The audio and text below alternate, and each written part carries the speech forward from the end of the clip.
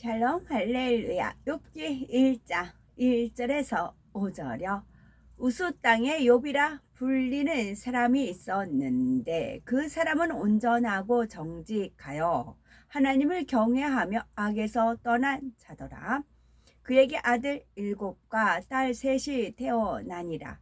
그의 소유물은 양이 7,000마리요 낙타가 3,000마리요 소가 500겨리요 암나귀가 500마리이며 종도 많이 있었으니 이 사람은 동방 사람 중에 가장 훌륭한 자라. 그의 아들들이 자기 생일에 각각 자기의 집에서 잔치를 베풀고 그의 누이 3명도 정하여 함께 먹고 마시더라.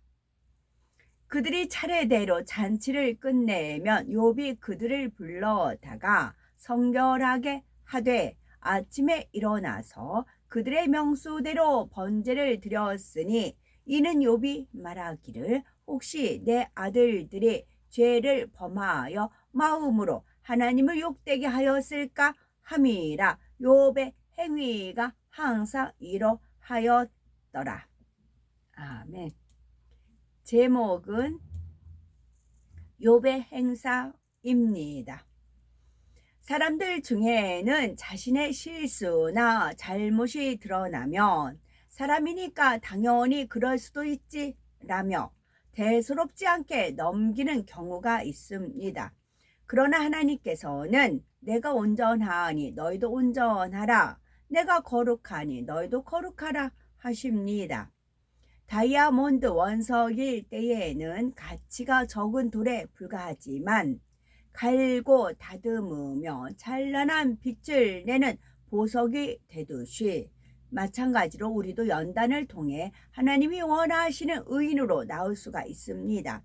그러면 우리가 어떻게 하면 하나님께서 기뻐하시는 의인이 되어 축복받을 수 있는지 욥의 신앙을 통해 살펴봅니다. 욥은 동방에서 가장 큰 자였지요. 욥은 순전하고 정직하며 하나님을 경외하고 악에서 떠난 사람이었습니다. 그는 동방 사람 중에 가장 큰 자라 할 만큼 재물이 많았지요. 양이 7,000, 약대가 3,000, 소가 500겨리, 암나귀가 500마리였습니다. 한 겨리는 2마리를 의미하니 소만 해도 1,000마리가 있었다는 말이지요. 양과 약대는 그보다 몇 곱절 많았으니 엄청난 재산을 가진 거부였습니다. 하나님께서는 욥을 동방 사람 중에 가장 큰 자라 하셨지요. 큰 자란 사람마다 관점이 달라서 재물이 많고 바르게 쓸 줄 아는 사람, 혹은 지식이 많으며 잘 활용할 줄 아는 사람을 말하거나 사랑과 덕이 많아 존경받는 사람을 가리키기도 합니다. 이처럼 사람들이 존경할 만하다고 인정하는 큰 자는 단지 눈에 드러난 업적만을 말하는 것이 아닙니다. 큰 자로 여길 수 있는 마음씀이나 됨됨이가 좋아서 존경할 만한 기본 조건을 갖춘 사람을 말하지요. 마음 됨됨이가 좋은 사람은 시킨 일뿐만이 아니라 그 이상의 많은 것을 포용력 있게 잘 감당합니다. 두루 살필 수 있는 넓은 마음과 얼마나 정성을 다하느냐에 따라 마음 그릇의 크고 작은 정도의 차이가 나지요. 모든 분야의 열정을 가지고 자신을 희생하고 헌신하는 마음을 이루는 것이 마음 됨됨이를 좋게 하는 길입니다. 욥은 불쌍하고 어려운 사람에게 아버지와 같은 역할을 하며 큰 자로서 마음 씀씀이가 있음을 알 수가 있지요. 또한 자신의 모든 지혜와 지식으로 많은 사람에게 깨우침을 주고 그들과 함께 즐거워하였습니다.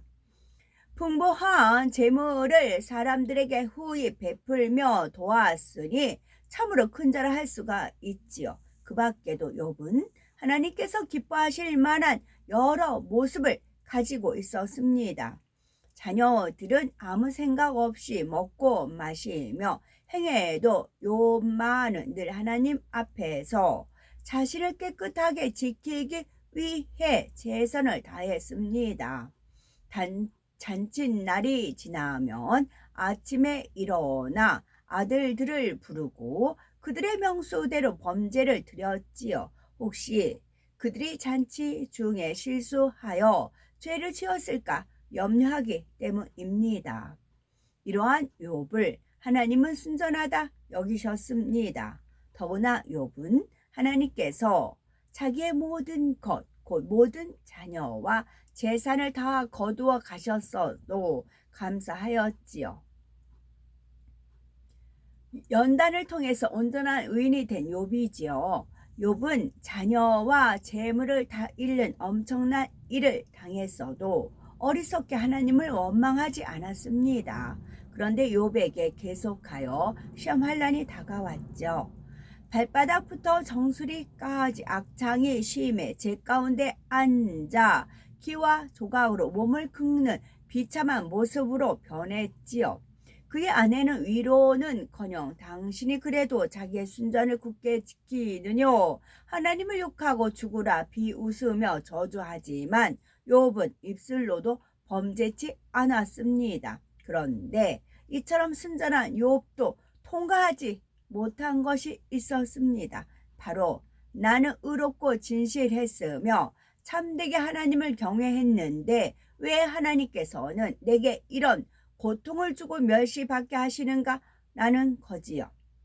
하나님께서 욥에게 진정 원하셨던 것은 변함없이 진실하며 악이 없는 온전한 마음이었습니다. 욥이 하나님 앞에 진실한지 하나님을 끝까지 믿는지 어떤 상황에서도 하나님께 대한 마음이 변하지 않는지 보고자 하셨던 것입니다. 욥은 모든 재산과 자녀를 잃고도 감사했지만 시련이 계속되자 마침내 하나님께 대한 신뢰가 무너져 내리기 시작합니다.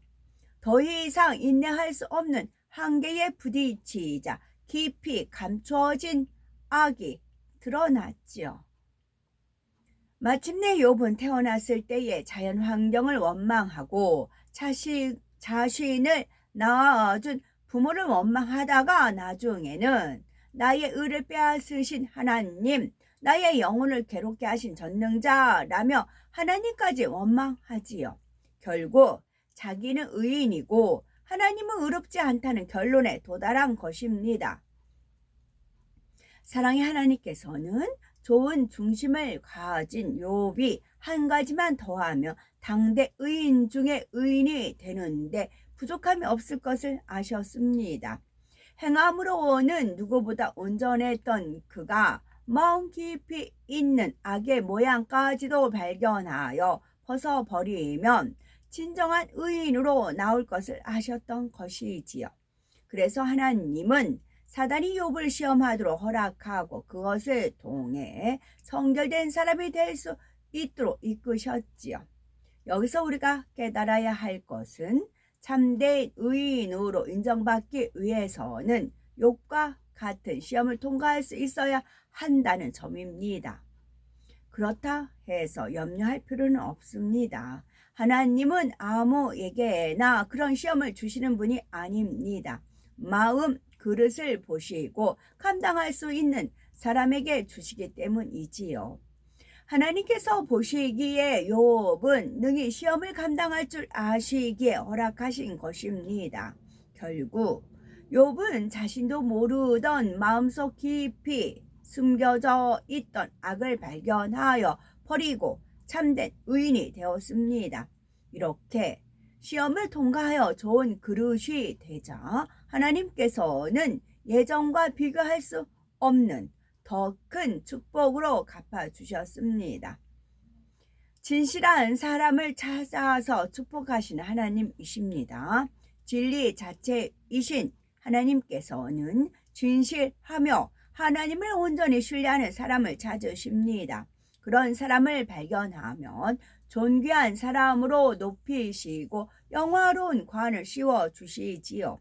욥처럼 의로운 사람이 되어 자기의 행사를 돌아보아 항상 하나님 앞에 흠과 티가 없이 깨끗하기를 원하시는 것입니다. 여기서 행사란 습관을 쫓아 행하는 행함을 의미하지요. 하나님께서는 길을 걷든지 무엇을 계획하거나 무슨 일을 하든지 하나님 앞에 온전한 의인을 원하시고 축복하시는 것을 볼 수가 있습니다. 만일 우리가 욥처럼 어려운 일이 부딪힌다면 끝까지 하나님 앞에 원망하지 않고 의롭게 행할 수가 있을까요? 하나님께서는 어려움이 와도 끝까지 감사할 수 있는 진실한 사람을 찾으십니다. 자기의 모든 것, 심지어 목숨을 잃는다 해도 하나님을 신뢰할 수 있는 진실한 신앙을 갖기 원하시지요. 이러한 참된 의인을 만들기 위해 하나님께서는 욥에게 연단을 허락하셨습니다.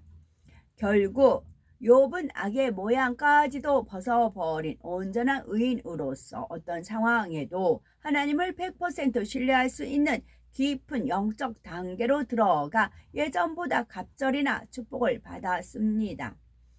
가난한 사람이 갑절의 축복을 받으면 얼마 되지 않지만 재벌 총수가 갑절의 축복을 받는다면 어마어마하지요.